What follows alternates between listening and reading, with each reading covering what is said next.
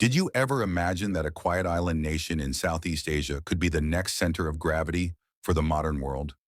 No flashy headlines, no booming superpower slogans, and yet something big is happening in the Philippines.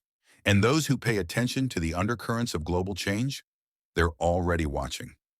By 2025, the Philippines isn't just that place you hear about during typhoon season. It's becoming a critical player, a hidden hand shaping the balance of power in ways most of us never saw coming. So what makes this country matter so much now? Is it just about where it sits on the map? Or is there something deeper? A story the world has overlooked for far too long. Today we're diving into the rise of the Philippines, not with charts and graphs, but with a story of people, power, and possibility. Because sometimes the most influential nations aren't the loudest. They're the ones with a quiet kind of strength, the kind the world only notices once it can't be ignored. Part 1. Geography. More than just a place on the map. There's a saying, geography is destiny, and nowhere does that ring truer than in the Philippines. At first glance, it's a peaceful cluster of tropical islands, over 7,000 of them, scattered like emeralds across the Pacific, a place of palm trees, beaches, and warm smiles. But beneath that postcard surface, a very different story. The Philippines sits at a crossroads, a point where the currents of commerce, conflict, and diplomacy all meet. It's close to Taiwan, close to China, close to the narrow passages that connect the Pacific to the Indian Ocean. It's not just in the neighborhood of tension, it's living next door. And for decades, global powers have quietly understood this. The U.S. saw it early on, building alliances, setting up military bases, keeping a watchful eye from just offshore. But today, those relationships are evolving. The stakes are rising. And the Philippines is no longer just hosting the game. It's stepping onto the field. This is more than strategy. It's survival, it's influence, and it's about choosing your place in the story before someone else writes it for you. Part 2. The Philippines isn't just participating, it's positioning. Something remarkable is happening here. For a long time, the Philippines was seen as a supporting character, a reliable friend, a helpful partner, but not a decision maker. Not anymore. In the last few years, the country has been rewriting its role, strengthening old alliances, forging new ones, walking a delicate line between major powers without tipping too far in either direction. And this balancing act, it's not weakness, it's wisdom. The Philippines is finding its voice, not by shouting, but by showing it's a place that can be trusted, a place that listens, that adapts, that knows how to stand firm without picking unnecessary fights. It's becoming a rare thing in a chaotic world, a stabilizer. When global tensions rise, this country doesn't fan the flames. It watches, it weighs, and it moves with purpose. Part 3. The people, the real power behind the curtain. But even more than location or politics, what truly makes the Philippines matter is its people. Filipinos are everywhere, not just on the islands, but across the globe. Working in hospitals, on ships, in schools, in homes, they care for the sick, keep cities running, and bring heart into places that would otherwise feel cold and mechanical. And what they bring with them is more than labor. It's culture, it's kindness. It's this deep, almost unshakable resilience, born from centuries of hardship, colonialism, storms, and struggle. There's a reason the world keeps turning to the Philippines for more than just manpower. It's because they show up, they endure, and they carry a certain quiet dignity that doesn't demand attention, but earns it. So why now? Why is the Philippines rising now after all this time? Because the world is changing, fast. Lines are being redrawn, old alliances are being tested. And in this shifting landscape, everyone is looking for anchors, places and people that won't crack under pressure. The Philippines is proving to be one of those anchors. It's not chasing the spotlight, but the spotlight is finding it anyway. This isn't just about one nation's rise. It's about the kind of power that often goes unnoticed until it changes everything. The kind of power that doesn't come from tanks or towering economies, but from trust, timing, and tenacity. And if you've never thought much about the Philippines before, maybe now is the time to start. Because sometimes the countries we underestimate the most are the ones already shaping the future. Part 2, the global workforce. A heart that serves. By 2025, the world isn't just turning to the Philippines for its location. It's turning to something far more powerful, its people. Because in a time when the world is more connected, but often more divided, the Filipino workforce is doing something extraordinary. They're not just filling jobs, they're holding up entire systems with care, grit, and heart. Let's start with something simple. Hospitals. Across the United States, in busy emergency rooms and elderly care homes during long, exhausting shifts, Filipino nurses are there. Not just doing the work, but doing it with compassion, with warmth, with a steady presence that comforts not just bodies, but souls. You don't teach that in nursing school. That comes from something deeper. They're known for their patience, their resilience, for smiling even after 12 hours on their feet, for treating strangers like family. During the COVID-19 pandemic, while the world was breaking, these nurses didn't walk away. They leaned in. And that same spirit can be found far from the hospitals, out at sea. Because if you've ever bought something that crossed an ocean, there's a good chance a Filipino seafarer helped deliver it. Nearly 1 out of every 3 sailors on the world's ships is from the Philippines. Oil tankers, cargo vessels, cruise liners. They steer them, maintain them, live on them for months at a time, often missing birthdays, holidays, and ordinary life, so the world can keep turning. These are the quiet hands behind the global economy. You may not see them, but without them, everything slows down. And then, there's the voice on the other end of the call. Maybe you've dialed customer service and heard that clear, calm English. Maybe you've spoken to someone at 2 a.m. who helped solve a tech issue, book a flight, or fix a billing error. That's the BPO industry, business process outsourcing, and the Philippines has become one of its strongest players. But it's not just about technical skill, it's about emotional intelligence. Filipino workers bring a rare mix: professionalism, adaptability, empathy. They're culturally attuned, thoughtful, and deeply service-oriented. That's why companies like Amazon, Google, and IBM aren't just outsourcing work. They're investing in partnerships, in people. Behind the data, behind the offices in Manila, Cebu, and Davao are real stories. A mother taking night shifts to send her kids to school. A young man supporting his entire extended family after a typhoon. A new graduate, proud to wear a headset and help strangers across the globe. This is what makes the Filipino workforce different. Not just education, not just language skills. It's heart.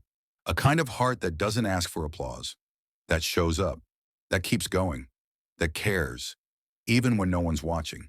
They serve in silence. They rise without ego. They give the world not just labor, but grace. So when the world's biggest companies and governments look at the Philippines, they don't just see numbers. They see a nation full of people who bring dignity to every task, big or small. They see human infrastructure, the kind that makes any system stronger, kinder, more resilient. By 2025, the Philippines is more than a place to hire from. It's a symbol of quiet excellence, selfless service, and the power of showing up day after day for others. Part 3. Resilience. Rising from the storm. But there's another reason the world is looking to the Philippines. And it's not about service or strategy. It's about survival, about something this nation knows better than most: how to rise from disaster. Every year, the Philippines braces for the worst: typhoons, earthquakes, volcanic eruptions. Nature seems to test this country again and again, and each time, it pushes back with something remarkable. Take 2013, a super typhoon named Haiyan, known locally as Yolanda, ripped through the central Philippines. One of the strongest storms ever recorded. Winds of nearly 200 miles per hour, entire towns flattened. Lives lost, millions displaced. The world watched the destruction. But what happened after the cameras left? That's the real story. Filipinos came together. They opened their homes. They shared what little they had. They rebuilt, not because someone told them to, but because that's who they are. This is the spirit of Bayanihan, a deep-rooted tradition of helping each other, shoulder to shoulder, especially in times of crisis. It's not just charity, it's community, it's identity. And over time, this spirit has been paired with action. The Philippines now leads Southeast Asia in disaster preparedness, early warning systems, rapid evacuations, trained response teams that work from the grassroots up, not just surviving the next storm, but learning from the last. Year by year, the country grows more ready, more united, more determined. Because in the Philippines, resilience isn't just about getting through the hard times. It's about meeting them with courage, with generosity, with faith that even the strongest winds can't break a people who stand together. Disaster resilience, rising from the storm. There's a word in Filipino culture, Bayanihan. It doesn't translate easily, but you know it when you see it. It's what happens when strangers lift the heavy end of someone else's burden, when neighbors rebuild homes with borrowed hammers and shared hope, when families, even after losing everything, cook one extra meal, just in case someone else needs it more. Bayanihan is not charity, it's not policy, it's a way of life, a belief that no one stands alone, not in the storm, not in the ruins, not ever. And that spirit doesn't stop at the edge of the islands. When other nations are hit by disasters, earthquakes in Turkey, floods in Pakistan, hurricanes in the Caribbean, Filipino humanitarian teams are often some of the first on the ground. Not because they're the wealthiest, not because they're the best equipped, but because they know more than most what it feels like to be left in the dark and how powerful a helping hand can be. In recent years, the Philippines has even begun establishing international response hubs, launching training programs, and sharing hard-earned experience with other countries. Because survival has taught them something few textbooks ever could. You don't wait for rescue, you become it. And in a world where climate disasters are growing more frequent, where fragile nations are tested more and more by fires, floods, and famine, the world is searching for examples, not just of how to endure, but how to endure together. That's what the Philippines shows us. Not a life free of hardship, but a life not defined by it. A people who get knocked down again and each time get back up with more compassion, more courage, more strength than before. This isn't just resilience, it's leadership rooted in empathy. And that's why world leaders are paying attention. Because in 2025, the world isn't just looking for military strength or economic dominance, it's looking for wisdom, for calm voices in chaotic rooms, for communities that know how to bend without breaking and help others do the same. Part 4. A New Global Role. The future begins. Now for decades, the Philippines played a quiet role in global affairs.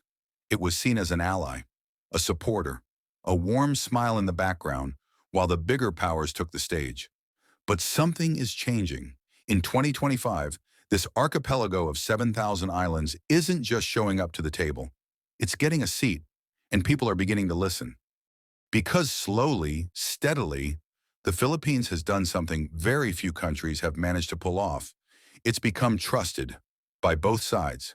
In a world often split between East and West, between global North and South, the Philippines has walked an impossible line. It's built bridges to the United States and China, to Japan and India, to ASEAN and the wider world. And now that diplomacy is paying off. Today, Filipino voices are being heard in places they were once overlooked, in strategy talks, in innovation summits, in forums not just about aid, but about ideas. Because inside the country, something else is stirring, something powerful. There are young entrepreneurs launching startups in Manila that solve problems not just for locals, but for the whole world. New tech hubs are rising in Cebu and Davao, fueled by digital literacy, green energy initiatives, and bold ambitions. Infrastructure projects are modernizing ports, highways, and fiber networks, turning islands into innovation corridors. And perhaps most importantly, Filipinos are beginning to believe something new, that they're not just here to support the global system, they're here to shape it. Gone are the days of waiting to be invited. This generation is building the stage. With investment in AI, climate solutions, regional connectivity, and fintech, the Philippines is no longer simply playing defense. It's planning forward, proactively, boldly, thoughtfully, and the world is noticing. Multinational companies aren't just outsourcing to the Philippines.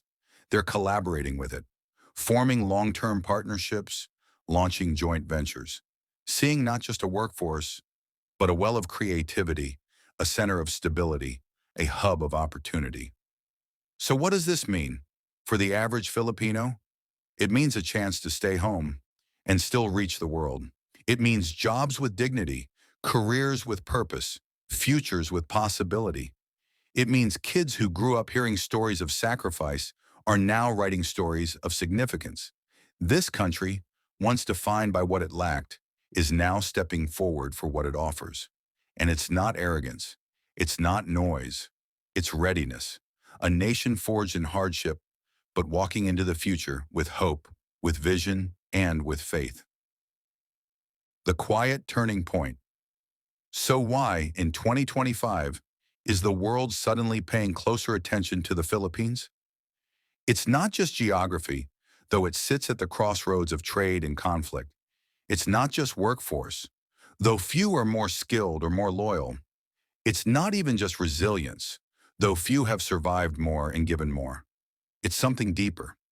It's that in a world obsessed with power, the Philippines quietly reminds us of something else. That greatness doesn't have to shout, that strength can be soft-spoken, that the most reliable hands are often the ones that have already carried so much. This country isn't perfect, but maybe that's why it's perfect for this moment. Because the world doesn't need another superpower. It needs a servant-hearted leader, a nation that knows struggle and still chooses hope, a people who rise after every storm and then reach back to lift others with them. That's the Philippines, a nation on a mission, not one it asked for, but one it was built for. So as we all look ahead to a world of rising challenges and shifting power, remember this: you don't have to be the biggest to be essential. You don't have to be the loudest to be heard.